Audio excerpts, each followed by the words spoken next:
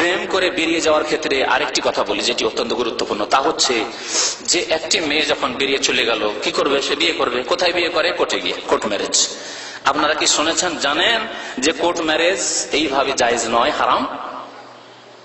এই ফতোয়া দেবে না মযহাবপন্থী গোঁড়া মোল্লারও ফতোয়া দেবে না, কিন্তু নবী করিম সাল্লাল্লাহু আলাইহি সাল্লামের ফতোয়া এটি, আমার ফতোয়া না, কোন আলেমের ফতোয়া না।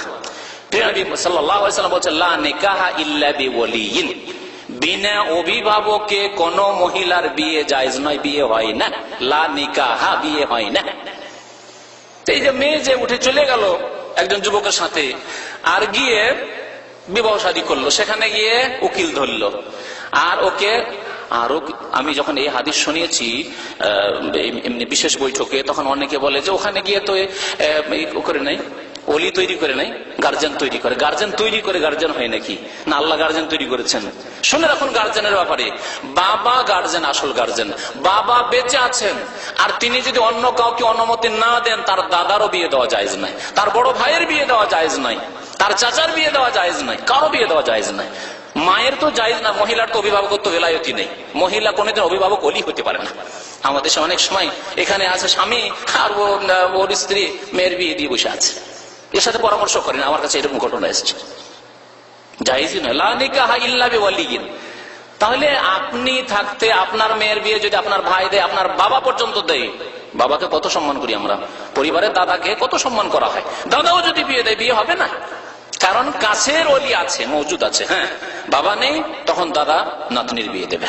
জি, লা নিকাহা ইল্লা বিওয়ালি। আর একটি হাদিস শুনেন, আরো স্পষ্ট এর চাইতে, আইয়ুমা ইমরাতিন নাকাহাত নাফসাহা বিগাইরি ইজনি ওয়ালিহা ফানিকাহুহা বাতিলুন বাতিলুন বাতিলুন। নবী করিম সাল্লাল্লাহু আলাইহি ওয়াসাল্লাম বলছেন, যে কোন মহিলা, আইয়ুমা ইমরা, যে কোন মহিলা। তাহলে আমাদের দেশের মযহাবপন্থীদের এই কথা যে যুবতী হলে অসুবিধা নেই, আর যদি যুবতী না হয়, নাবালিকা হয়, তাহলে এটা চলবে না। নবী সাল্লাল্লাহু আলাইহি ওয়াসাল্লাম এই কথা বলছেন না, বলছেন আইয়ুমা ইমরা, যে কোন মহিলা, যুবতী হোক আর যুবতী নাই হোক, ছোট হোক আর বড় হোক, আর বুড়ি হোক আর 40 বছর বয়সের হোক আর 60 বছর বয়সের হোক, বিবাহিতা হোক, আগের তালাক প্রাপ্ত হোক, স্বামী মারা বিধবা হোক, যাই হোক না কেন, আইয়ুমা ইমরা, যে কোন মহিলা, নাকাহাত নাফসাহা, যদি নিজে নিজেই বিয়ে করে ফেলে কোন যুবককে, কোন পুরুষকে, বিগাইরে ইজনে ওয়ালিহা, তার ওয়ালির ইজেন, অনুমতি না নিয়ে, ওলিকে জানতেই দিল না, সে উদা হয়ে গিয়ে কোর্টে বিয়ে করে নিল, ফানিকাহুহা, তার বিয়ে হচ্ছে। নবী করিম সাল্লাল্লাহু আলাইহি ওয়াসাল্লাম 3 বার বলেছেন, কি বলেছেন? বাতিলুন বাতিলুন বাতিলুন, এই নিকাহ বাতিল বাতিল বাতিল। কোথায় আছেন? তাহলে কোর্ট ম্যারেজ জায়েজ। কোর্টে তাহলে করাই কেন? এই জন্য করাই যে কোর্টে হাদিস বিরোধী ফতোয়া আছে, মযহাবী ফতোয়া, যে সাবালিকা যদি হয় 22 বছর উপরে হয়, তাহলে অসুবিধা নেই।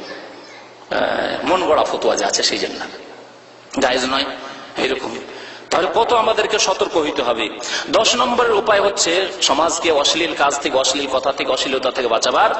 তা হচ্ছে আপনার ছেলে মেয়ে, পরিবারে যারা সদস্য রয়েছে, তাদের সম্পর্কে সজাগ থাকা, খেয়াল রাখা, যে কে কোন অবস্থায় রয়েছে। আমার যুবক ছেলেরা কি অবস্থায় রয়েছে, কোথায় কত সময় কাটায়, কখন বেরোয়, কখন আসে বাড়িতে, আর কখন ঘুমায়, আর কোন কোন তার বন্ধু বান্ধব কে রয়েছে। মেয়েরা, ওই মেয়েদের ক্ষেত্রে দেখতে হবে যে কোন বান্ধবীর বাড়ি যায়, আবার যে বান্ধবীর বাড়ি যায়, যে বান্ধবী তার কাছে আসে, সে চরিত্রবান না চরিত্রবতী না চরিত্রহীনা, এসব খেয়াল রাখতে হবে। হয়তো আপনার মেয়ে পরেশগার, কিন্তু চরিত্রহীনা এক যুবতীর সাথে তার বন্ধুত্ব, যার ফলে বিভ্রান্ত হয়ে যেতে পারে। 2-4 দিনে সে কন্ট্যাক্ট করিয়ে দেবে।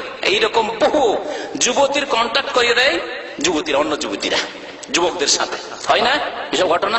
তাহলে আপনাকে এগুলি খেয়াল রাখতে হবে। আর একটি জিনিস সম্পর্কে সজাগ দৃষ্টি রাখতে হবে, তা হচ্ছে আপনার বাড়ি